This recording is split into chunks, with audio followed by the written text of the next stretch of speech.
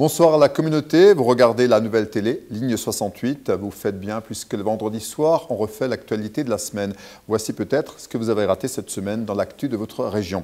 Une partie du gouvernement, Édouard Philippe en tête, était à Strasbourg hier pour un comité interministériel de prévention et de lutte contre la radicalisation, 4 mois après l'attentat du marché de Noël de Strasbourg. Roxana Maracineanu, contrairement à ses collègues du gouvernement, poursuit elle son séjour dans le Grand Est. Elle était dans le Haut-Rhin aujourd'hui, à Cernay d'abord ce matin, pour poser la première pierre de la future piscine intercommunale. Et puis à Mulhouse cet après-midi pour rencontrer le monde sportif. Et puis bien sûr revenir au bassin de Lilleberg qui l'ont révélé au monde, puisque vous savez qu'avant d'être ministre, Roxy a été championne de natation. Le Mon ne l'a pas oublié, Mulhouse non plus. En début de semaine, c'était la restitution du grand débat national. Édouard Philippe a pris note de l'immense exaspération fiscale des Français. Les Français qui ne seraient pas vraiment convaincus de cette restitution, de la grande consultation, à en croire un sondage.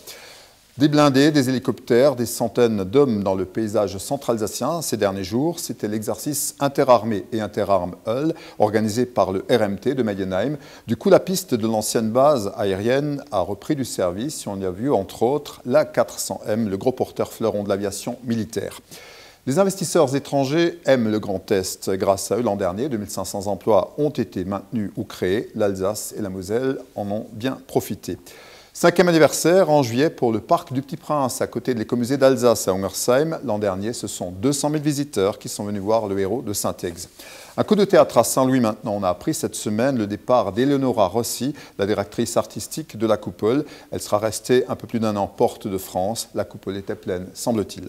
La Pottermania, elle, gagne Strasbourg. Depuis une semaine, le sorcier le plus célèbre de la littérature a sa boutique dans la capitale régionale, les Shops Magiques, Potterheads et Moldu s'y pressent derrière la place des Halles.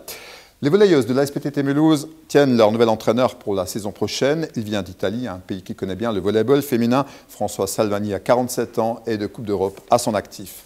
Vous écoutez Ligne 68, voici pour finir quelques idées de sortie pour votre week-end. Les traditions de Pâques, c'est d'actualité, c'est Dorfus de Morchuiler-le-Bas par exemple. Vous avez toujours la fête du printemps à Colmar avec dimanche les commerces toujours ouverts, commerces de détail.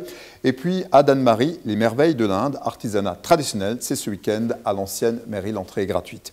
Vous restez en ligne, vous gardez la vôtre, beau week-end, à la semaine prochaine sur Ligne 68.